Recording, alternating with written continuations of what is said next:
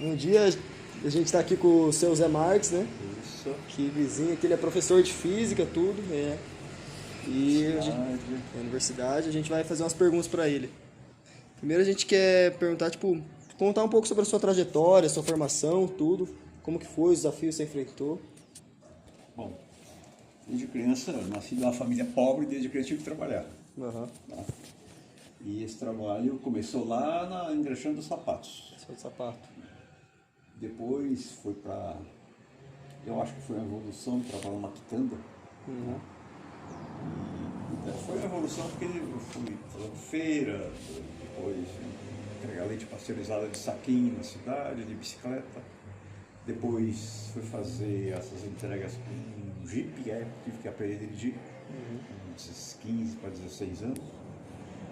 Bom, e aí estudando sempre, nunca a gente deixou de estudar. Tá?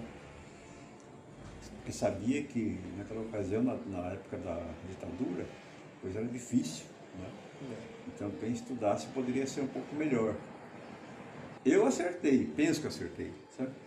Mas teve muita gente que não acertou, não. A gente cresce, se desenvolve de acordo com as nossas escolhas. Tá? Se escolher coisas boas, você vai para o lado bom. Bom, aí, já no científico, eu fiz um concurso e fui trabalhar na prefeitura como professor de ensino fundamental. Isso numa escola rural, ali perto de São Lourenço, perto de Cianorte. E ali eu trabalhava duro, cara. Quando estava na quitanda, eu já levantava às 4h30 da manhã, 5 da manhã. E ali eu tive que continuar levantando 4h30 para poder pegar um ônibus para chegar até lá. Chegar lá às 8 horas. Eu aí fiz uma faculdade de ciências, né? Ciências, que dava assim, ciências para o primeiro grau, para você lecionar de primeira a 8ª série. Depois eu fiz mais 2 anos de física, que aí já dava a condição de selecionar para o ensino médio e outros cursos dentro da graduação média. Tá? E aí entrei na Copel. Na Copel. Aí parei de lecionar na escolinha rural e fui para a Copel. Concurso também, graças ao ensino médio, né? Que foi duro, cara. E depois desse curso de ensino médio aí, de operacional até o ensino médio, aí eu fui fazer uns cursos técnicos, que eu vi que era caminho, sabe? Eu estava na Copel, eu já fiz um curso técnico de eletrotécnica. Não, primeiro foi de telecomunicações, depois de eletrotécnica. E lá para cá, participei de vários concursos internos na Copel, fiz um crescimento vertical e ao mesmo tempo horizontal. Você cresce para cima profissionalmente e cresce para os lados para atender mais equipamentos, mais sistemas. Né? Me lembro que na mesma época, novembro de 95, dezembro de 95, até fevereiro de 96, aí nós saímos em 1980, não sei, funcionários aposentados. Nossa. Eu tinha 43 anos. Montei escola técnica lá no Mato Grosso. Tá?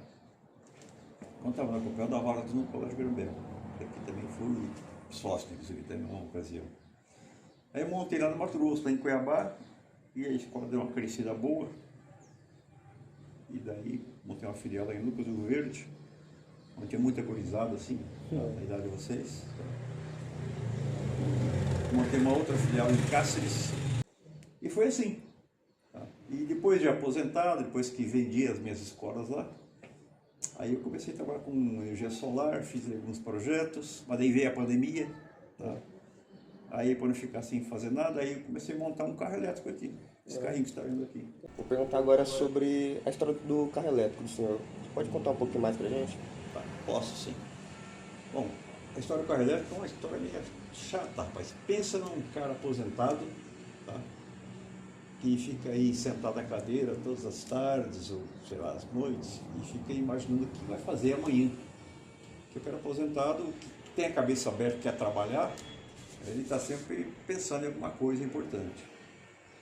E para evitar estresse, tá, de aposentado, evitar outros problemas de saúde, por estar aí sem ter o que fazer, ocioso, eu comecei a pensar na montagem de alguma coisa importante. Hoje tem conhecimento de eletricidade, eletrônica, telecomunicação, essas áreas de tecnologia. Eu resolvi montar, transformar ou eletrificar um automóvel. Foi aí que eu comecei a fazer, a esboçar um projetinho de um carro pequeno.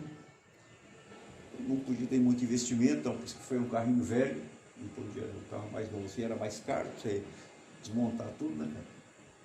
E vai que não dava certo. Aí você fica com o carro desmontado e sem fazer funcionar. Então, eu adquiri um carrinho pequeno, barato, para poder fazer a hibridização. Mas eu resolvi fazer ele 100% elétrico.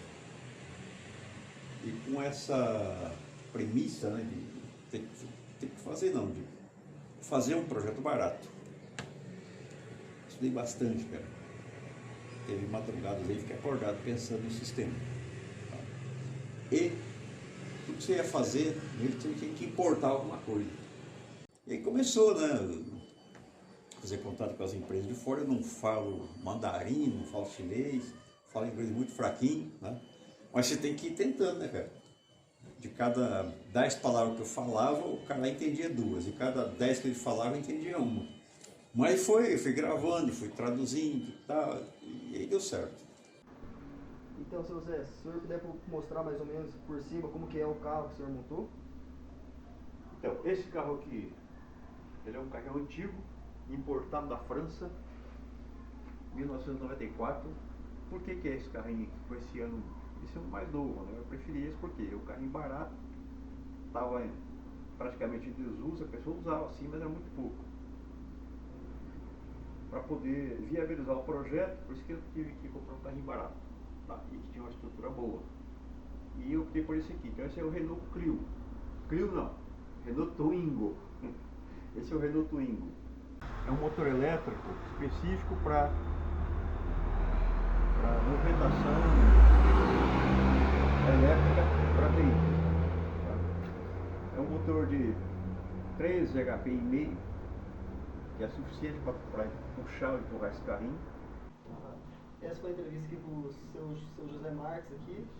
A gente estou muito feliz aqui de poder entrevistar o senhor e muito obrigado por tudo. Espero poder rever novamente. Obrigado. É isso aí. Valeu, cara. E é isso aí.